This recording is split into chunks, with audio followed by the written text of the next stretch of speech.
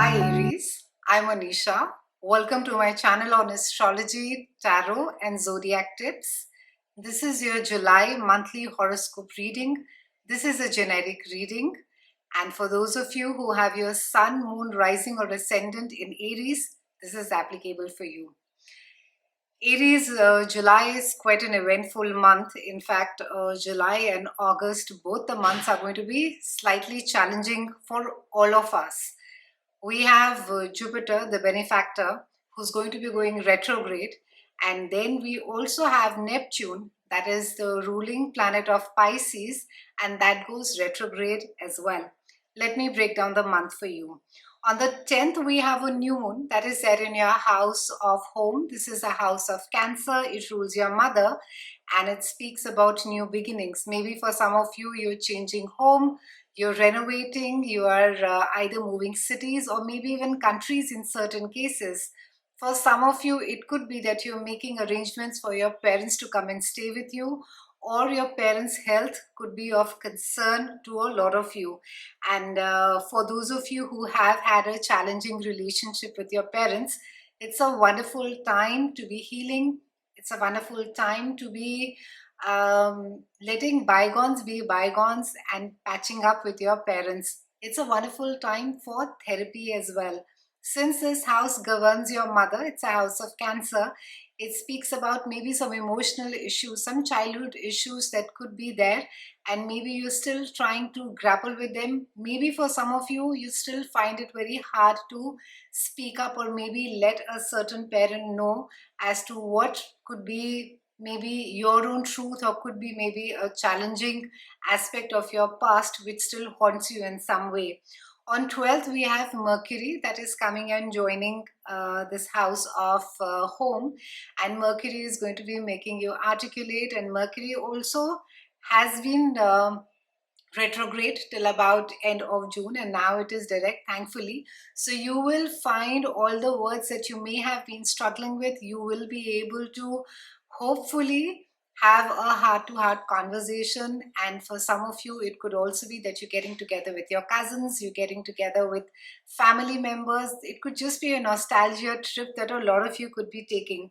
On 22nd, we have Venus that is there in your house of day-to-day chores. This is also the house of your health, and Venus is going to be not just be encouraging you to take care of your health or maybe even a new diet regime. For a lot of you, you will just be enjoying the mundaneness of going out to work or maybe to your workplace. And I guess since all of us have been battling with pandemic in some form or the other, your work or your office could just become your refuge, and it could just be a place where you could just be looking at spending a lot of time. Venus also encourages you, for those of you who are looking at publishing any work, if you're a musician, you're an artist, you're an author, wonderful time to be publishing your work.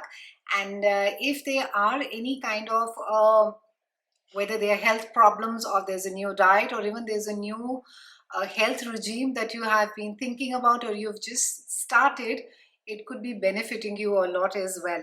On 23rd, we have Sun that comes and join Mars in the house of love, romance, creativity, and children. And it's a wonderful time to be starting new projects. Sun and Mars do a lovely dance together. And there's going to be a lot of not just encouragement, but clarity and enthusiasm as far as new projects are concerned. For some of you, it speaks about a new relationship. Maybe it's a relationship which is bringing about the child in you. It's very youthful, it makes you feel very exuberant, and you could also it could there could almost be a sense of adventure around the relationship. It can also be that for some of you, you could be involved with somebody who's much younger than you. For those of you who have children, it's a wonderful time to be not just involving them in some, I would say, some amount of, I don't want to call it therapy, but maybe if some counseling is required, maybe children require certain direction, it's a good time to be having that conversation with them. It's a wonderful time to also be involving your children in any kind of a activity, and especially I would say more which has to do with the mind and the body. Yoga does come to the mind, but I think if it is something, an outdoor activity, whether it's tennis or, if they can just get out or even maybe cycle, then that would just be a wonderful time for that as well. On 24th, we have a full moon that is there in your house of friendships. This is the house of community with people with whom we share similar goals, similar aspirations, desires, ambitions. And these are also the people whom we identify as our own tribe. However, full moon is a time of fruition, and it's normally it's quite an emotional time, and it's suggesting a weeding out time for you. It's a good time to be looking at not just physical your friend circles, but also be looking at your WhatsApp groups. Good time to be weeding out those. Great time to be identifying maybe with people whom you you want to stay politically correct, and you don't want to sort of break out of that friend group, so to speak, but it's a good time to be letting go of them. For Aries, especially for those of you who have a moon in Aries, there could just be a sense of FOMO, and you could almost be worried about that. Oh my God, I cannot be getting away from this group. But in certain cases, it can almost be some toxic friendships. There can be some toxic groups which are doing nothing but could just be a gossip fodder, and we all know how that ends. On the 28th, we have Mercury that moves into your house of love, romance, creativity, and children. Great time again to be articulating, speaking, publishing, negotiating. Wonderful time to be spending time with your children. Wonderful time again to be launching a pet project, maybe something that you're really passionate about. Wonderful time to be networking for the same. On the 29th, we have Jupiter that is going retrograde, and this is the most, I think, one of the most talked about topics currently.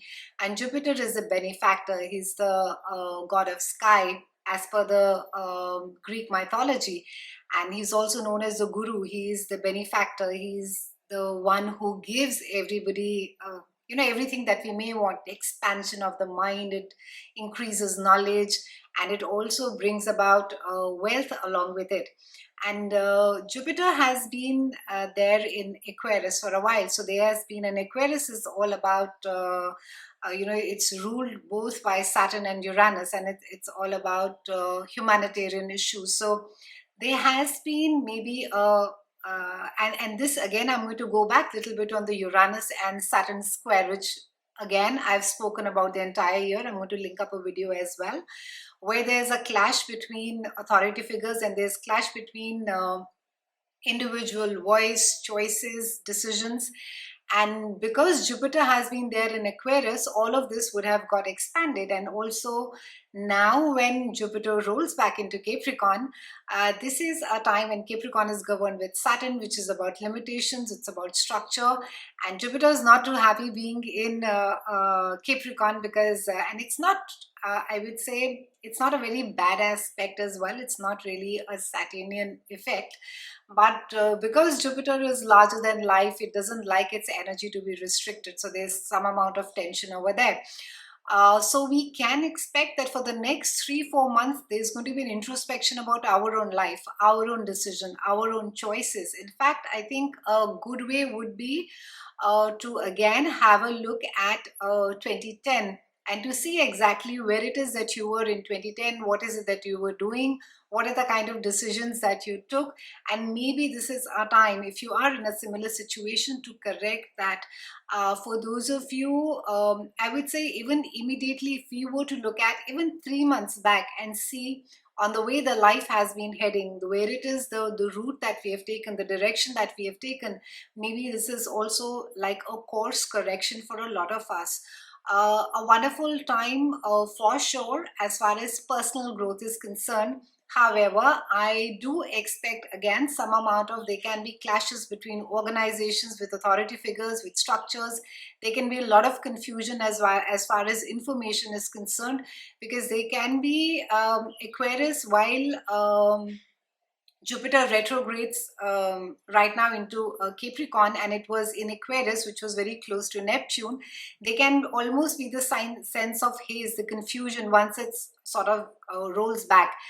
And this will happen till about end of December, and by the time, of course, that Jupiter goes direct, there again will be more clarity, more information. But as of now, with the information that is there, they can be there can be some amount of backlash between people feeling restless, the government, authority figures, wherein that you feel confined, you feel, even in certain cases, you feel cheated, or you're almost shocked at the information that comes out, and you're wondering as to why is it that you didn't see things clearly.